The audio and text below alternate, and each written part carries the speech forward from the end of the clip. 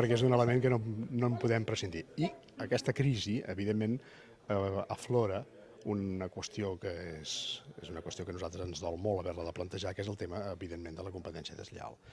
Una competència deslleial que és mínima, perquè s'ha constatat que és en uns 30 municipis, però que realment fa molt de mal a les publicacions que de la nostra associació, és a dir, de l'àmbit privat, estan actuant en aquestes... I per tant, moltes publicacions ho tenen molt magre si han de competir amb un ajuntament, perquè pot oferir sous molt més alts als periodistes, és a dir, tot ho pot aguantar un pressupost municipal.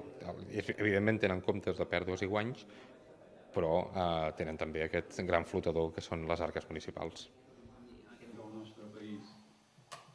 I com no, són els espais de defensa de la nostra llengua, això ja s'ha citat aquí.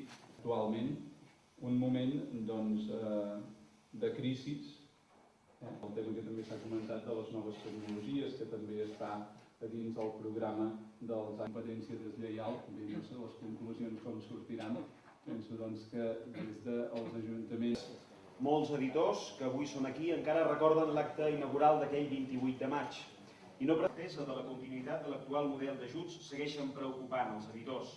Amb tot... La lectura dels resultats de les subvencions, que abans deia són transparents, estan des del primer... Aquelles situacions que aparentment puguin ser incomprensibles que només conjunturals. Ja dic jo a disposició de tots els aclariments que vulgueu.